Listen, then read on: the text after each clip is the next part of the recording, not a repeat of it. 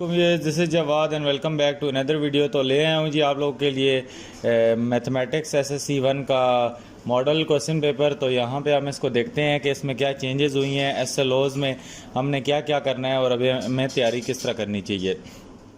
तो यहाँ पे हमने अपने एमसीक्यूज़ वाले सेक्शन में आ जाते हैं। इससे पहले चैनल को सब्सक्राइब कर लो। अभी भी मैं आपको वही बता रहा हूँ कि 80% लोगों ने अनसब्सक्राइब रखा हुआ है और सिर्फ वीडियो देख के निकल लेते हैं। तो नीचे रेड बटन लगा हुआ है सब्सक्राइब का, एक उसमें कौन से आपके पैसे लग रहे हैं। तो चलिए स्टार्ट करते हैं। यहाँ पे जो पहला हमारे पास एमसीक्यूज़ आता है कि विच of the following represent in S in A identity matrix. तो ये देखें, ये आपके जो क्वेश्चन है 1.1 1.2 इस टाइप के क्वेश्चन आपके एमसीक्यूज़ में पूछ सकता है। उसके बाद अगले में कहता है कि विच of the one is a real part of 5 iota into 3 - 2 iota. तो इस तरह के क्वेश्चन आपके एमसीक्यूज़ में आ सकते हैं। उसके बाद the scientific notation of 5371 is. तो ये आपने इस तरह के इनके क्वेश्चन के आंसर दे देने हैं। तो इसका सोल्यूशन आगे ये मैं आपको दिखा देता हूँ, उससे देख के आप इसको कर लीजिएगा। उसके बाद द एक्सपेंशन ऑफ, यहाँ पे आपने x - 1 होल क्यूब का फार्मूला खोलना है इसके ऊपर। उसके बाद the multiplicative factor of 2x² - 18r। तो इसके जो भी फैक्टर्स बनते हैं इसको आपने पहले इसका फार्मूला ओपन करके फैक्टर्स बनाने हैं। तो ये आपके जो फैक्टर बनेंगे आपने वो लिख देने हैं। उसके बाद ये आपको इस टाइप के भी एमसीक्यूज़ आ सकते हैं, let a be the real number, और ये ग्रेटर देन, और ये वाले आ सकते हैं आपके पास। उसके बाद ये ग्राफ से आपको ये क्वेश्चन आ सकते हैं y = mx, और इस टाइप के जो डायग्रामेटिकली टाइप क्वेश्चन है तो ये भी आपको आ सकते हैं। उसके बाद डिस्टेंस वाले आपको एमसीक्यूज़ आ सकते हैं डिस्टेंस वाले चैप्टर से। तो 2 पॉइंट्स के दरमियान में आपने डिस्टेंस निकालना है, ये ईजी हैं। उसके बाद which of the one following point lies on x² - 2y + 1 = 0। तो यहाँ पे आपने इसके कोऑर्डिनेट्स निकालने हैं कि ये लाइन पे किस जगह पे लाई करते हैं। और उसके बाद which of the following point lie on x - 2y, ये कर लिया। उसमें यहाँ पे ये फिगर है, तो इसमें आपने क्या फाइंड करना है, मेजर डिस्टेंस BC। तो ये BC के दरमियान में जो डिस्टेंस है ये फाइंड करना है। इसने आपको एक DE दिया हुआ है और BC आपने फाइंड करना है। और उसके बाद आपने what is the value of A and A is greater than 0। तो ये आपने फाइंड करना है, ये बार इसको कहते हैं। तो उसके बाद which of the following side measure represent the right angle triangle. तो 1 2 3, और इसमें आपने बतानी है कि कौन सी साइड्स राइट एंगल ट्राइंगल को रिप्रेजेंट करती हैं। In the figure below point P A B is a line which of the following is the shortest distance. तो इसमें आपने शॉर्टेस्ट डिस्टेंस बताना है कि कौन से वाला है। और यहाँ पे 15 नंबर एमसीक्यूज़ में आ जाएँ तो if P Q R are collinear points then which of the following point is correct. तो इसके आंसर ये हमारे पास आंसर हैं। तो ये लगा के भी यार दे दिए हैं, मैंने लाइव भी आपको बता दिए हैं। ये आप इसको एक बार इसके आंसर देख लो। और यहाँ पे आप देख सकते हो इन सारे को। तो उसके बाद हम सब्जेक्टिव पार्ट पे आते हैं। तो इसका सारा सोल्यूशन आपको दिखा देता हूँ। तो इसमें आपने क्या काम करना होता है, 9 क्वेश्चन अटैम्प्ट करने होते हैं, तकरीबन 14 क्वेश्चन आपके पास होते हैं, और एक नंबर जो होता है 4 नंबर का एक क्वेश्चन होता है। तो उसके बाद आपके पास ये इस तरह मैट्रिक्स वाले आएंगे, एक दी हुई है। इसके बाद ABC इस बार इन्होंने इंट्रोड्यूस करा दिया है कि आपको ये 4 नंबर हैं तो इस तरह आपको मिलेंगे। पहले आपने A का डिटर्मिनेंट फाइंड करना है, उसके बाद बताना है कि सिंगुलर है या नहीं, और उसके बाद A का मल्टीप्लिकेटिव इन्वर्स फाइंड करना है। और उसके बाद दूसरे चैप्टर से ये simplify using the law of exponents वाला ये क्वेश्चन था, ये इंपॉर्टेंट है, तो ये वाला दे दिया है। उसके बाद तीसरे आयोटा वाले चैप्टर से A + B आयोटा फॉर्म में लिखने वाला क्वेश्चन आ सकता है। उसके बाद ये एक क्वेश्चन है, इसमें आपने 1/x, x + 1/x और x³ + 1/x³ फाइंड करना है। उसके बाद फैक्टराइज वाले क्वेश्चन हमेशा आते हैं, ये इंपॉर्टेंट क्वेश्चन है।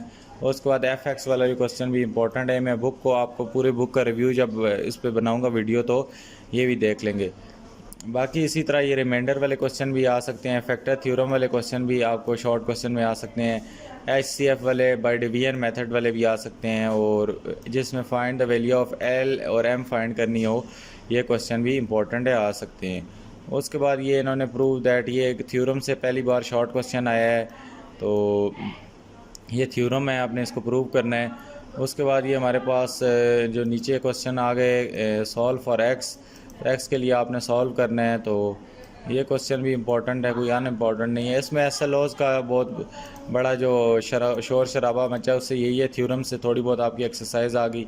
ये log 18 वाला भी पुराना क्वेश्चन है, और ये थोड़ा बहुत ट्रायंगल्स वाले शॉर्ट क्वेश्चन आ गए जो डायग्राम्स बीच में बना दी, तो ये आप देख सकते हो। लॉन्ग क्वेश्चन में अगर हम आएँ तो सेक्शन सी में, तो ये वही है, ट्रांसपोज वाले लॉन्ग क्वेश्चन इंपॉर्टेंट थे पहले भी, अभी भी इम्पोर्टेंट है। उसके बाद ये एक थ्योरम आ गया आपके पास, उसके बाद आपके पास दूसरा थ्योरम आ गया, उसके बाद ये मिड पॉइंट वाले MCQs आ गए, तो लॉन्ग क्वेश्चन, तो ये भी आपके लिए अच्छी अपॉर्चुनिटी है इसमें नंबर लेना। और ये आखिरी 17वें चैप्टर से ये आ गया आपके पास। तो अभी मैं चलता हूँ इसके सोल्यूशन पे। तो ये इसके MCQs की सोल्यूशन है, और ये इसके सेक्शन बी की सारी सोल्यूशन है, और ये साथ में नंबरिंग स्कीम भी दी हुई है कि आपको एक नंबर इस स्टेप का मिलेगा, दूसरा नंबर इस स्टेप का मिलेगा, और इसी तरह 0.5 इधर मिलेगा, और इस तरह 1 इधर मिलेगा। तो ये इस तरह है। तो ये हमारे पास पहले क्वेश्चन का सोल्यूशन, ये हमारा पहला क्वेश्चन है, और इसका ये सारा नीचे सोल्यूशन है। और उसके बाद ये हमारा सेकंड नंबर क्वेश्चन आ जाता है, simplify using the law of exponents, और इसका हमारे पास ये सारा आंसर दिया हुआ है, इसको देख लीजिए जिसको आंसर नहीं आते। तो उसके बाद नीचे आएँ तो हमारे पास ये तीसरा क्वेश्चन है सिंप्लीफाई वाला, तो इसका भी आपको ये नीचे जवाब दिया हुआ है सारा। LCM लेने का एक नंबर है, इस तरह आपके नंबर मैथ में डिवाइड होंगे। तो अगर आपको नहीं भी आता कोई मैथ का सवाल, तो आप इसको यहाँ पे करके नंबर ले सकते हो।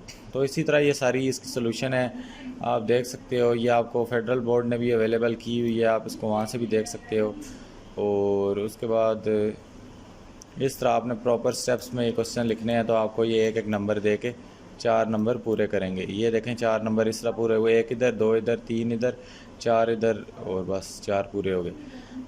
इसी तरह इसका ये आगे सारा सोल्यूशन दिया हुआ है। तो हम चलते हैं अभी इसके जो दूसरे वाला इन्होंने पेपर भेजा हुआ है, तो यहाँ पे भी MCQs देखें आपको, वो बड़े बड़े ये ब्रैकेट्स वाले MCQs आएंगे। ये SLOs हो गया है। तो पहले MCQs थोड़े में इनमें ये पेज बचाने की खातिर ये कम करते थे, लेकिन अभी इन्होंने उसकी कोई कसर नहीं छोड़ी। उसके बाद ये थोड़े टेक्निकल MCQs है जिनको आपने सॉल्व करना होता है। ये MCQs यहाँ से भी देख लें कि किस टाइप के बन सकते हैं, और इनको आप खुद भी एक बार हल करें अपनी सेंस से। और ये देखें बीच में डायग्राम्स भी आना शुरू हो गई हैं MCQs में। तो ये MCQs के लिए आपका जो SLOs फोकस्ड अप्रोच थी वो ये है। बाकी ये देखें MCQs में इस तरह की डायग्राम्स आ सकती हैं बड़ी बड़ी, तो ये आपने देख लेनी है। उसके बाद नीचे अगर आएँ तो हमारे पास जो हमारे शॉर्ट क्वेश्चन है, शॉर्ट क्वेश्चन में वही है, वेरीफाई ABC। कोई बड़े बड़े इसमें SLOs बेस्ड चेंज नहीं हुआ मैथ में, तो ये वेरीफाई वही करना है। यूजिंग लॉ ऑफ लॉगरिथम से दूसरा आएगा। ये तीसरा, ये वही क्वेश्चन आंसर हैं जो कि पहले भी बोर्ड के लिए इम्पोर्टेंट थे। ये सारे इधर इम्पोर्टेंट क्वेश्चन ही यहाँ पे दिए हुए हैं। उसके बाद आपको स्क्वायर रूट बताया था पीछे, HCF वाला देखो, फैक्टराइज P/X वाला आया हुआ है। उसके बाद ये थोड़े आपको बीच में से क्वेश्चन आए हुए हैं, आई थिंक सो थ्योरम की एक्सरसाइजेज से। ये आगे वाले 10 से लेकर 14-15 तक क्वेश्चन थोड़े टेक्निकल क्वेश्चन है, वर्टिसेस वाले, और इस टाइप के क्वेश्चन आपको आएंगे।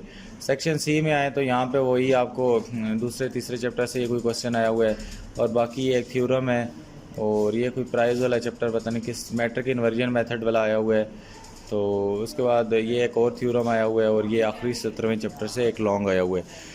इसी तरह तीसरे वाले पेपर पे अगर हम चले जाएं तो ये भी हमारे पास ये जो फिल द रेलेवेंट बबल हैं, इनमें भी आपको देखें मैट्रिसेस से आपको हमेशा पहला MCQs आया हुआ है। तो आप इससे अंदाज़ा लगा सकते हैं कि आपको ये सारा एक एक चैप्टर से एक एक MCQs बन के आएगा। लॉग वाले चैप्टर से MCQs किस टाइप के बनते हैं, उसके बाद what is the value of X, इस तरह ये चैप्टर से क्या होता है। और इसी तरह ये नीचे 10-11 से लेकर मैंने कहा है आखिर में ये क्वेश्चंस में भी गड़बड़ी होगी, और ये MCQs में भी बड़ी बड़ी डायग्राम्स बनी हुई आ जाएंगी साइड पे। तो इस तरह आपको ये चीज़ें फाइंड करनी है। तो उसके बाद अगर हम आएँ तो ये आपको पहले चैप्टर से हमेशा ये डिटर्मिनेंट वाला इस तरह कोई क्वेश्चन आएगा। उसके बाद एक दूसरे चैप्टर से आ जाएगा कंजुगेट फाइंड करना है। उसके बाद लॉग वाले चैप्टर से एक आएगा, और इसी तरह आपको ये PX वाला एक सवाल आएगा। तो ये आपका ही पैटर्न है। तो इसी तरह आप अपनी तैयारी करें। जो फजूल क्वेश्चन है, इनसे हट के क्वेश्चन है, उनको आपको करने की नहीं ज़रूरत। तो ज़्यादा टाइम इन क्वेश्चन को दें, बाद में टाइम बचा तो उनको भी करें। उसके बाद ये पॉइंट्स वाला आता है, कोलिनियर है या नॉट, और उसके बाद ये कैन, ये कोई आपका दूसरा डायग्राम वाला एक आ गया, पिथागोरस थ्योरम वाला। उसके बाद इससे आपको अंदाज़ा हो गया कि आपने किस टाइप के कौन सी एक्सरसाइजेज़ के चैप्टर करने हैं। तो यहाँ पे इतना ज़्यादा नहीं इधर चेंज हुई, लेकिन थोड़ी बहुत इन्होंने शॉर्ट क्वेश्चन के आखिरी पार्ट्स में चेंज किए। तो मैथ का पेपर आपको यही है, उम्मीद के मुताबिक आसान पेपर आएगा, मुश्किल पेपर नहीं आएगा। SLOs इसमें इतना चेंज नहीं हुआ, और उम्मीद है कि 9th क्लास का ज़्यादा मैथ का पेपर आपका एक्सरसाइजेज से बनेगा। और एग्जांपल्स भी आपको इम्पोर्टेंट बताऊंगा, जैसे कि पहले भी बनता था। SLOs में कोई बहुत बड़ी चेंज नहीं आई। तो उम्मीद है आज की वीडियो अच्छी लगी होगी। चैनल को लाजमी सब्सक्राइब कर लो, और साथ में नोटिफिकेशन आइकन को भी दबाओ, ताकि इसी तरह की वीडियोज़ देखते रहो। मिलता हूँ किसी अलग वीडियो में। अल्लाह हाफिज़, टेक केयर।